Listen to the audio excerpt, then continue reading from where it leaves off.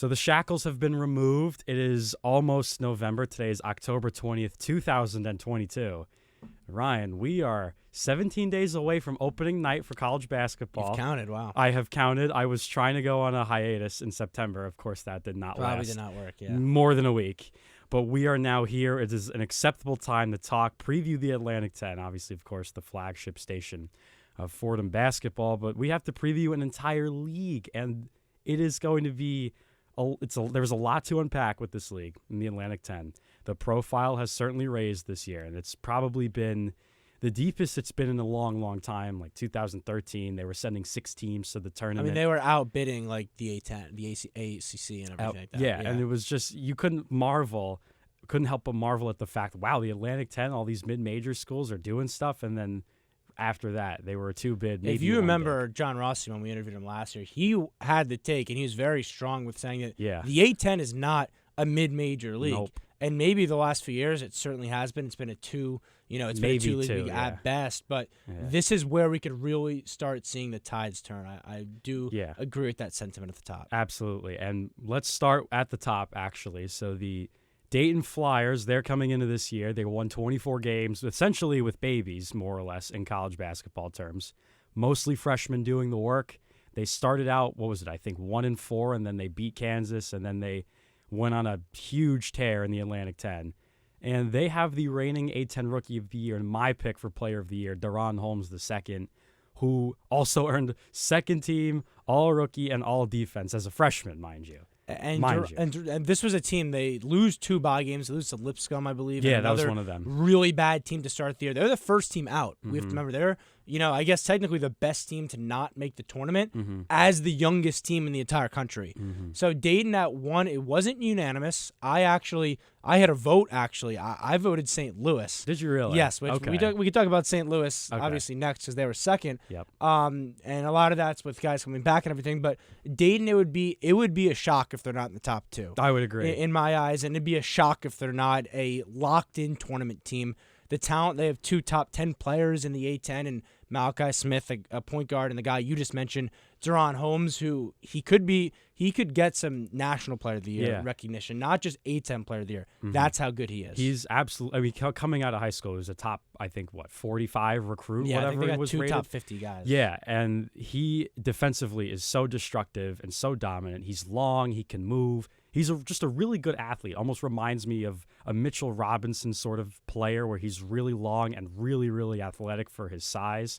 And offensively, he can hit jump shots. He has that tool in his artillery, so it wouldn't shock me this year if Anthony Grant has some shooting threes.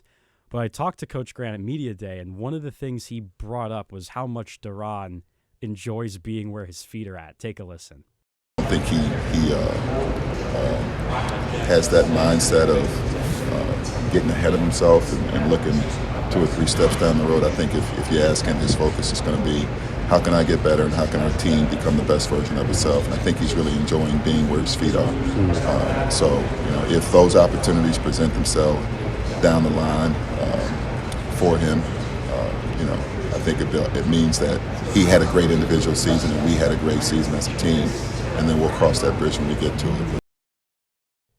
So Coach Anthony Grant, again, loves Deron Holmes, but he's trying to keep the Flyers in the moment because they know that there's expectations. They got ranked in the top 25 in the first poll. And Dayton's used to that sort of success because they almost operate like a Big East team. So it's no surprise that Anthony Grant's trying to tell his kids, hey, let's be where our feet are, but that could be really beneficial to the whole thing. Yeah, I mean, this is a team, the entire starting 5 is back from last year. You don't typically see that in the A10, especially with the new age of the transfer portal. That's a shocking development when they were so young and when they had the success they did last year. So last year you had the built-in excuse, I think, of being young and learning and growing together, especially after that 1-4 start. But this year it's no excuses, and I think Anthony Grant is the right guy in charge for that kind of mentality. He won't let this still relatively young group lose track of those things. And it really, the talent that they have, if they just stay healthy, stay locked in, there's no doubt in my mind they'll be successful and make a deep run. Well, the only 2 players that they added that really are going to matter, Tyrone Baker came from the Georgia Bulldogs in that fire sale, and Mike Sharavjams. I hope I'm saying. I was about to say, because I had his the notes there, top 100 guy in the class. 95th. Impressive pronunciation there. I was not going to get that. It took me about 5 minutes the first time I saw the name, like Sharav. I was doing the parenthetical spelling, but he's apparently really, really good. He could also start on this Flyers team, so a lot to look forward to. But to the other extreme, there's a very old team in the Atlantic 10, and that is the St. Louis Billikens, who almost retirement home in college basketball, if you will. They're a very old team, but a very experienced team. Travis Ford is the head coach. He's had success at all of the levels he's been at, and they're getting a potential player of the year back in Javonte Perkins, who we haven't seen play since 2021. That's 2 years now since we've seen him play. Yeah, it's going to be 2 years, and this St. Louis team is really, really deep. So I mentioned earlier how I had St. Louis as the number 1 team in my preseason poll. I had Javonte Perkins as the player of the year over home, slight favorite there. Perkins, he was the biggest loss in the conference last year, and he'll be the biggest addition this year. That's how good he is when you pair him with Yuri Collins, who I think undisputably is the best guard in this league. Probably. Best point guard. Yeah. Best pure point guard. One of the best in the nation. I think he led the nation assists or was in the top 5 last year. You got a bucket like Gibson Jimerson. This team is loaded at the top. Francis Okoro, we know how talented he is down in the paint. They have all the makings of a team that could be a legitimate national title threat because age matters, especially deep into the season. You need guys who are mentally tough who have been there. That's what St. Louis has. That's where the slight favor for me goes towards Dayton because I see everything else pretty equal in terms of talent, but I'll give the edge to the experienced roster, and in this case, that's certainly Dayton. St. Louis. Yeah, I think the other interesting thing about St. Louis, like you said, like we've been saying in this segment, they're old, they're experienced, they've got all the talent they need to come back, but they've also got a nice blend of new guys. 2 of those names, Javon Pickett, who a lot of people are singling out as a Robin to Perkins' Batman, and then they had a JUCO transfer. They had a couple of these, but the one that I was really intrigued by is Sincere Parker. Who, first-team All-American. Yeah, he's really a shooter, and he's dominant offensively. Coach Ford was raving about him at Media Day with how good he can shoot, score. Defensively, there's still work to be done, as mostly is the case with those 6'3" guards who just kind of play to that one extreme on the offensive side, but he is an incredibly talented scoring player. So you bring up those 2 guys, and then you have a Fred Thatch, who's a super solid rotational piece. Terrence Hargrove. That's 7 guys that debatably could start on every team in the A-10. And, obviously we'll see how the transfer. You average 11 points in Missouri. You're going to be good enough to play in the A-10. That's what we've seen. And then obviously JUCO is more of a question mark. But if those guys pan out and add to this team, give them real depth, which they did have last year, but now you have that, plus the star power at the top with Javonte Perkins, you have to watch out for this team. You have to. And they have probably the hardest out-of-conference schedule in the country, easily the hardest OOC in the country. One of them. Is it? I don't know. Travis Ford was saying, he's like, we've got one of the best out-of-conference schedules. He was just parading around like he was, some hot shot. I mean, he is, to be fair. But they have one of those schedules where they could be in the top 25 in, 2 weeks maybe? It would not surprise me at all. We've seen it with them before, too. I think 2 or 3 years ago, they went on a hot run to start and were ranked in the top 25 right off the jump. Yeah, and they've had teams even before Travis Ford where they had 5 seniors. They were really good defensively, which is what is so important. And I think that's what this St. Louis team is going to be, a nice blend. Old guys, young kids who may not play as much but will still contribute in certain roles. But I think they're going to be another tournament team. It's just there's no way they're not. And another tournament team as well, Virginia Commonwealth. The other Rams, the Yellow Rams, if you will, they got hurt last year quite a bit. They're still keeping up that full court press that is almost impossible to break. Probably the best defensive strategy ever in college basketball. That's not the Bob Knight man-to-man zone or man-to-man defense and the John Chaney matchup zone that is just hellacious to break. But this VCU team, they got deep again. They've got some Wolverines coming in, Zeb Jackson, Brandon Johns Jr., really good pieces coming to the Atlantic 10 from the Big Ten. And they've got a Hartford guard, David Shriver, an incredible shooter, really good perimeter scorer. And they've got 3 freshmen who are athletes. They're flat-out athletes. And that's what VCU gets away with. They're not tall, but they're long and athletic every year. Well, and that's how they kind of formulate their team because that's the scheme that they run defensively, right? You talk about Havoc, This team is built to run that this year, and they retooled, I would argue, the most in the conference in terms of adding plus talent. 2 guys from Michigan, you mentioned, some other top recruits there, the Hartford transfer. And then when you have Ace Baldwin, probably the best defender in the conference, that's going to make things a lot easier. Jaden Nunn. Jaden Nunn's up he's there. also on the team, too, he's up there. and he plays super quick. He's a perfect fit as a freshman last year. He'll grow. He'll get better with the basketball this year. Really quick player. I remember he gave Fordham a ton of fits on that side of the ball. So VCU, I think this 3, it's a clear top 3. And the order, I guess there's a little bit of debate. I definitely am out on a limb for my St. Louis over Dayton take. I could certainly see it the other direction, but I think this 3, and then there's a gap after that. Yeah, you definitely can't go wrong with St. Louis and Dayton. Either team is just as good as the other one. There's minimal differences. VCU is just they're so radical to the defensive side of the ball. It's almost scary. But they're consistent, too. Exactly. They're not going to fall off a cliff. No. They're not that kind of team. No, I mean, they had one of the worst offenses in the country last year, but that doesn't matter when you're holding people to 50 points a game. I think Mike Rhodes' schemes are really good, and he's definitely was explaining at Media Day how much of a fit that Jackson and Brandon Johns are to their team. They're mobile, they're quick, they're pressers. That's the identity of VCU. So if you want to hear that, take a listen. The 6 new guys that we have, the 3 freshmen and 3 transfers, have had a huge impact on us. So, Fats Billups is very talented. Still doesn't know what he doesn't know. But then Toby Lawal and Christian Furman, those 2 guys are ready to go big guys in the A-10. David Shriver, who's a heck of a shooter. He might be the best shooter I've coached since I've been back in my 6 seasons. 2 kids from Michigan, Zeb Jackson and Brandon Johns. The guys they've played at a cool level, so they've come. Zeb fits our style. He's a presser, he's long and athletic. And then Brandon Johns, I just think he's a versatile 6'9", 220 kid that shoots threes. I think Brandon Johns and Shriver and Zeb, just being older guys, they've just fit in from day one.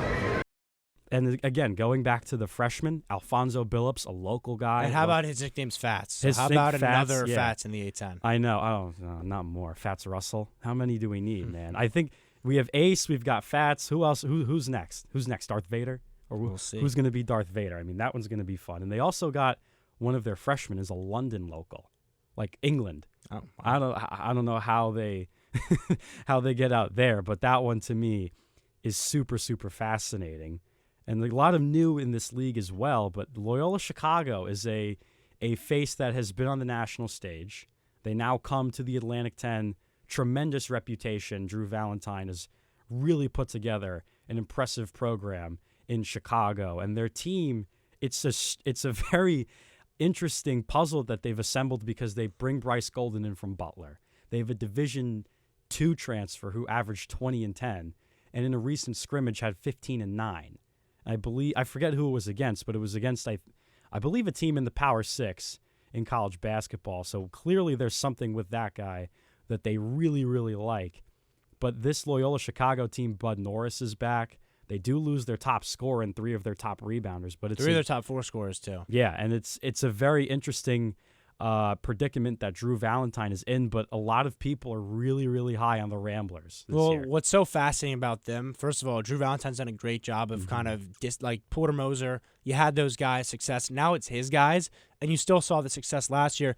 This team, they don't have the star power. They don't have the top 5-10 guy that you'd expect from a team that's ranked number 4, but they have the depth, and no one's questioning this move for them to be at 4 in the preseason poll because of how much experience and how great of a coach Valentine is, one of the up-and-coming coaches in our game. We'll see if this is a final destination job for him. I'd be surprised if he's not coaching in the Power 5 in a big-time conference one day. But this team has legit depth, and it doesn't matter that they don't have the star. You talked about Braden Norris. That's enough as kind of a quarterback of this offense. Light-out shooter, 43% from 3, so they'll be fine. They're not a team that you worry about losing 3 of 4 of their top scorers. They'll be just fine. I think the thing, too, that we need to understand about this team is their defense is designed to, or their offense, rather, to not go after offensive boards, and they want to get back on defense. But that's a good thing because you don't want people running all over you because that's problematic, of course. But Bryce Golden is another player who I'm very intrigued by because there's a lot of really good bigs this year in the Atlantic 10. Dayron Holmes, Francis Okoro, Josh Aduro from George Mason. There's a number of guys, so they get a big body from a Big East school who's going to give them a shot at that. And I think it's hard for me to put them in that top 4 because I just don't know how they're going to adjust from the MVC to the A10. Totally. That's a huge question mark. Huge, This is yeah. Obviously joining the conference, the biggest question mark in the conference. You don't know what you're going to get, but how much consistency we've seen over the last 6-ish years from them, that's where I have faith in them. I would be really surprised if they're not instantly competitive in this league. I mean, they're going to be competitive. I think we can guarantee that, right? I think it's close. We can guarantee that. It's just a matter of how many teams are better than you. And their recruiting has to take a step up because usually at those levels, it's a 2-star guy, a high-level 2-star guy. Maybe you get a low-level 3. Here you can go after those 3s and some 4-star guys. So it's going to be interesting to see what the Ramblers and Sister Jean are going to be up to. I mean, other teams in the Atlantic 10, we have to talk about Fordham. We have to talk about the Rams. Can they escape mediocrity is the title on this lower thirds graphic here. So it's you an define, interesting team. So I saw the graphic, obviously. It's up Okay. right now. Define mediocrity. Would you consider last year mediocrity for this team? I think in comparison to where they were before? in comparison to where they were before, No. not really, but 16-16 in Right. the eyes of In the grand vacuum. scheme of Yes. things, that's not going to move the needle. No. But when you look at what they were under Neubauer those last few years, Yeah. there was a culture change. Yeah. That culture will still be in place, even though obviously you don't have Neptune anymore. No. Ergo will keep that. He will maintain that. They did add talent now. Obviously, it's going to be tough in this league. They don't have the guy at the top, Darius Quisenberry, third team in this conference. Yeah. That's probably not good enough to really, really separate yourselves big time. We'll see how he, dealing with some injuries. We'll see his health and everything like that. But for Fordham, it's not about this year for them. So escaping mediocrity, they can't speed up the timeline too much. That's the one thing where I am wary of. Last year was relatively quarterfinals, first time since 2007. That has to be seen as a success. Yeah. You can build off that last year. It's going to be tough to advance further. I guess that's the way where you look at it. It could be a failure because the quarterfinals is no small task, right? And to build off that would take another, I think, massive step that I don't know if you see coming. I don't know if I do this year, but it doesn't mean that I'm not all in on this team and this culture and this staff. I think you make a good point. I will say I do think Fordham 18-14 is fair for me. Yeah, I mean, if that's you fair for me. have a slight bump, that's completely fine. Because they're gonna struggle in areas as if 5 freshmen. You don't know how they're gonna do. Some of them have a few injuries here and there. The teams, they're relatively healthy, but there's, also, yeah. crystal ball here with you look at this out of conference, it's bad. Yeah, it's pretty bad. And this coaching staff was put in a bad spot with that because the turnover from Neptune to Ergo, from the ops, Trey Morton and Nima, that was a late switch. Yeah. So you didn't have time to really reset. You had games put into place. Besides Arkansas, and that's a big game, obviously, they're not going to get tested early. So I could totally see this team. They play great in out of conference, whatever. Then they really hit a wall in that beginning of the conference play. Yeah, Davidson. And yes, and that's going to be very tough. Yeah. And then they kind of weather the storm late. They get hot. They go on a run. But I'd be shocked if early in the season in the A10 conference schedule this team is firing on all cylinders. That's just not how they – I know last year they started off 2-0, but I can't see the same this year. And there were other factors, too. Antonio Day leaves in the middle of the season. We didn't really get a reason why. He's just leaving, and that was the end of that. But their first 3 games are Davidson, URI, and St. Joe's. So there's... I mean, they could go 2-1. They could go win their 2-1, second, too. yeah. I think Davidson's a weird team. I don't know They're how not they're... beating Yeah. I don't know how they're going to be. It's just there's no Hunjin Lee. There's no Luka Brekovic. Russell Michael Lawyer's Jones. back. Well, yeah, and then... but. Who else? Sam Menenga. I mean, he's good. He tormented Fordham. Yeah, that's for true. Sure. That's true. And they've got Connor Cochera, who was the Colonial Athletic Association Rookie of the Year. So, again, guys coming from those, how good are they really? One more quick note on Fordham. Yeah. Khalid Moore, I did vote for him for all A10 defensive team. How do you have votes? What kind of insider info do you have? I'm the sports manager of WFUV. Oh, yeah, so that's I have true. a vote for the A10. That's true. Khalid Moore was on my defensive ballot. I think he will be a perfect fit. Yeah. In this kind of style that they're I trying agree. to run. I agree. So before we move on from Fordham, really quickly, because you brought up accelerating the timeline, the one time that someone tried to do that and it sort of worked was Derek Wittenberg. He took over a 2-win team. First season, they win 6 games. Then he brings 5 freshmen in. They win 13 games, and it kept building. As sophomores, they go to the semis of the A10. Juniors, they win 18 games total. And senior year, the wheels kind of fell off the train. But I do agree with you that you got to build it slowly, a little bit incremental improvement. And there's players on this Fordham team like Abdu Simbila, Patrick Kelly, Darius Quisenberry, who are going to sort of be like training wheels for these freshmen because they can do things that the freshmen can't do right now. Well, they're just bigger. They're just bigger. They've been around for a while. Like, they're going to help make those guys better because they're going to do things that they're not ready for. Other things in the Atlantic 10, there's a lot of stuff like that. And there's a number of new guys in the Atlantic 10, particularly coaches. There's a new face in Frank Martin, who comes from South Carolina, was coaching at Kansas State before that, the guy that more or less created Michael Beasley. And they're kind of the team, the Cinderella team that everyone thinks is going to make a huge jump. I'm this one year. of those people that was pushing that I had narrative. them fifth. I had them fifth. Okay, so I'm on the same page Who's with you fourth? there. With my it was St. Louis, Dayton, VCU, Loyola. Oh, okay. So kind of similar to what we talked about, and then UMass, a bit of a hot take at 5 for sure. But Noah Fernandez back. Yes. And then you add all that flux of talent elsewhere. A former UConn 4-star, Russell Diggins. Yeah. Right, and you can keep going here. Matt Cross from Louisville. This team, they're going to be something to watch out for. 100%. And they stole Tafara Gapare from DePaul. He was going to go there for 23, reclassed to play this year. Right, and that was a shock. That was is an A10 huge. shock Yeah, wave. that is a huge move for Frank Martin, and I feel bad for poor DePaul because they just get screwed over and they're the punching bag of the Big East. But it's a really, really cool pickup for them. And Frank Martin's defense, as we know, is one of the most complex in the nation. They don't start peaking until February 28th, which is the perfect time you want to peak. And last year, UMass too, though. They made a run. They made a run with They had McCall. momentum, right? Yeah, that was a very really weird situation. They announced that they're not going to bring him back, Yeah. and then they make a kind of Cinderella run in that A10 tournament. Crazy. Because the buyout number was going to drop significantly. That's why they made that. But Matt McCall, that just didn't fit. He's a Florida guy. In the Northeast market, it was hard for him to really keep anyone around, and he brought good players in. Let's not fool ourselves here, but I don't think he really fit. I think that affected his coaching. But Frank Martin, he was saying at Media Day how much of a job UMass is and how important the brand is and how much he was relishing being in Amherst. So take a listen to that. Everyone talks about, young Calipari running around the sidelines and his energy and Lou Rowe dunking balls and Padilla and Travieso and the toughness and Camby and all that. But the thing that used to jump out at me through television was the people that go to these games love basketball. I couldn't believe the passion that I could see through the television set. And so when the university came to get me, I kind of realized people want to be good at basketball. And this is one of the schools that when you do your job a certain way, people love it and they're going to support it. So Frank, he was such a wonderful interview. He was the most playful, fun, down-to-earth guy. I mean, he's a character on the sidelines, but he was so fun to talk to.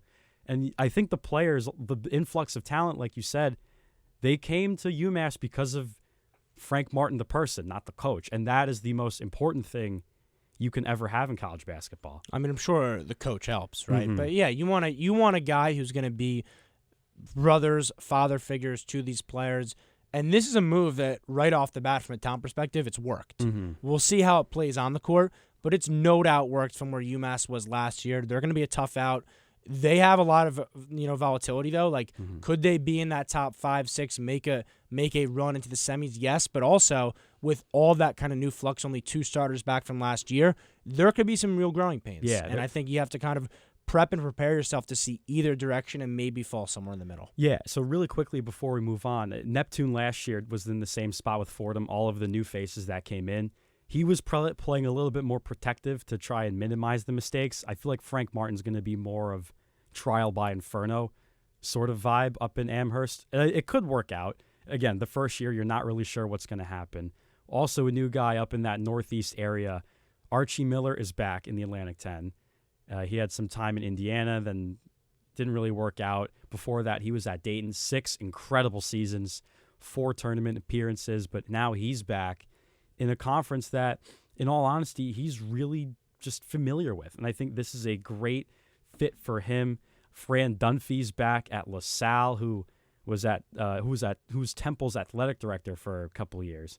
So, and he's 74 years old. I want to focus on him. That's ridiculous. Wait, one more quick thing on URI, because you brought them up, and Yeah, obviously go for we it. won't go too in depth.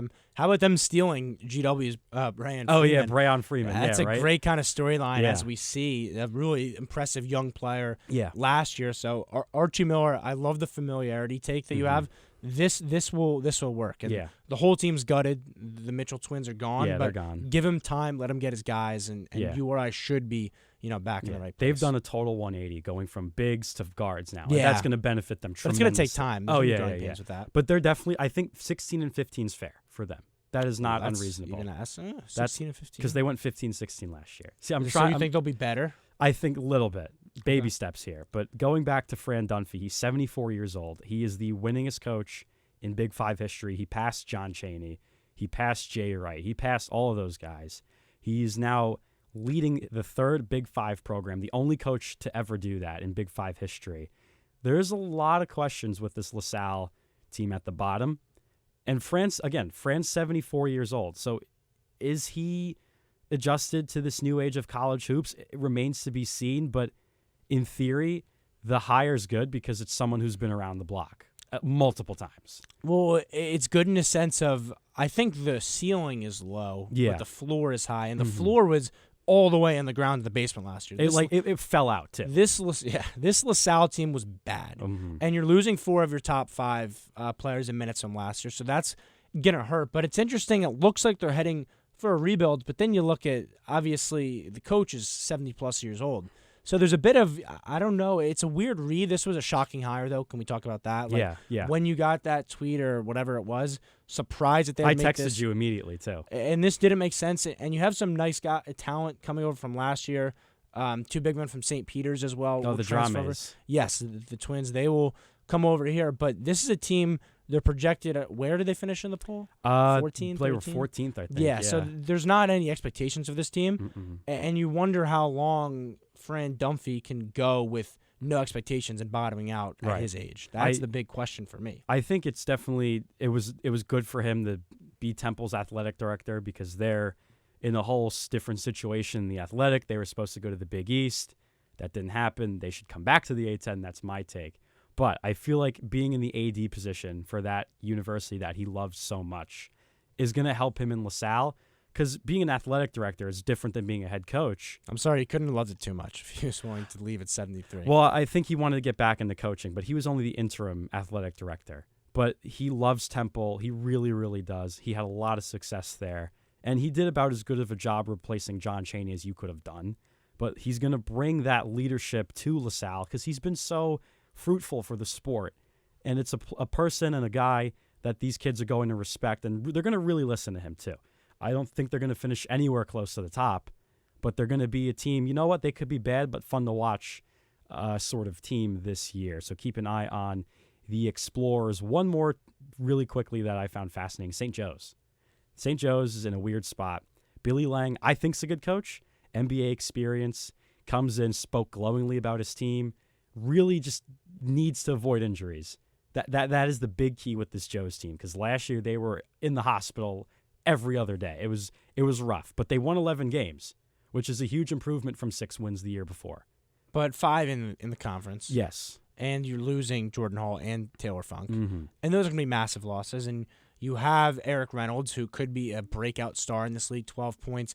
As a freshman now, really the keys are in his hands. Mm-hmm. But this is a team, they haven't proved with Billy Lang that they can win in this conference. Not yet. You talk about how interesting they are. I think they're interesting with how bad they could potentially be. Yeah. The hopes that I have for this team are close to 0. Mm-hmm. Somebody has to bottom out in this conference, and they seem to be the pick kind of consensus around the board to be that group. Yeah, I find it a little unfair because, again, Cam Brown's coming back. That's huge for them. They pick up Lynn Greer III, whose dad is Lynn Greer Jr., a 2,000-point scorer at Temple. So that is a fascinating pickup for them. And they've got 4 or 5 freshmen who are quite fascinating, and they've got a JUCO guy, Louis Bleachmore, who I think they really like, and Christian Winborn was someone who Billy Lang spoke glowingly about at Media Day. Take a listen to that. So what I've watched happen in that time is like, why is Cam Brown still here? Because he loves St. Joe's. And so if Cam Brown loves St. Joe's and Anton Jansen loves St. Joe's, then Eric Reynolds is going to start feeling that. And then Rasheer Fleming comes in, and then here comes Christian Winborn in, and they start feeling that. And now all of a sudden some of these recruits come to campus, and they feel, and that's how St. Joe's in today's climate becomes a perennial national contender, which is part of my bold vision and dream here. And so watching that develop in areas, to me, has been the most exciting part. So, yeah, I mean, I think the Joes could be at the bottom. Someone has to do it. I agree. But I do think they get better. Maybe they play harder. Maybe, you know, they're closer games. They're in more closer games than last year. That should be the bar for the Hawks this year. I don't think close that's unfair. games. Play in more close fine. games. That's fine. Because I think fair. you learn that way. And they're also a very young team. Yeah. Very young team. All right. We got a couple minutes left here. Really, really, really, really, really quickly. Let's do first team all conference. So let's do 5 spots just because I think going any more than that is ridiculous, and it's Sure. also not the amount. It is 6 though, right? Yes, but for this we'll do 5 right. because you can't play 6-on-6 Sure. in basketball. So we'll just do the first team. I have Deron Holmes. I have Ace Baldwin. I have Josh Oduro. I have Javante Perkins and Tyler Burton. Those Okay. are my 5. So I have 4 of those 5. I won't list them again. The one difference I don't have Ace Baldwin. Okay. I have Foster Lawyer. Okay. Back from Davidson. Yeah, that could be a good one. But like Baldwin and Lawyer, they're very interchangeable, so I don't hate that top 5 at all. No. You know, I just really love Foster Lawyer's shooting ability, and I think this year, without those guys on Davidson anymore, he'll even prosper more than he did last year. Yeah, I definitely think there's more of a chance for him. But the other 4, I mean, it's pretty obvious because they're all bigs or they're Javante Perkins. And you know they're all going to get their shots Oh, up, yeah, and yeah. they're gonna Especially get their Burton. stats. Yeah, But especially Tyler that's- Burton's going to have a lot of fun down in Richmond, Virginia. They also underwent a huge renovation, but Matt Mooney is the longest tenured coach in the Atlantic 10 that's not named Mark Schmidt from St. Bonaventure. So a lot of interesting things in the Atlantic 10 this year. Could it be a 3-bid league? Who knows? I'm going to go yes. You're going to go If you- yes. Okay. Yes. Okay. 3-bid league. I'm going to go 3 as well. I have hope for this conference. So who knows what's going to happen? They got deeper this year. It's going to be a wild season. I'm ready to go. I'm like ready to go today. I'm so ready to go today. Well, that's going to do it here for our Atlantic 10 preview. Ryan, it was a lot of fun. Hit a lot of fun, hit a lot of things in a short amount of time. Yeah, listen, the 15 teams, I don't know how many they can keep adding, and I keep doing this. Or Bring Temple back. It's going to get, how many teams do you want in this league, Thomas? It's getting... Send Dayton to the Big getting East. Crazy out here. Send Dayton to the Big But East. yeah, this should be a very exciting league for the conference. Definitely going into the year, I think the vibe is better than it was heading into last season. Yep. Especially with St. Bonaventure, too. They kind of bottomed out. They were the biggest disappointment last year. Now, the expectations for the teams at the top, I can't see there being a St. Bonaventure 2.0. No. It would be hard for that to be replicated. With all the depth. Oh, yeah. 100%. And Bonaventure's everyone's new.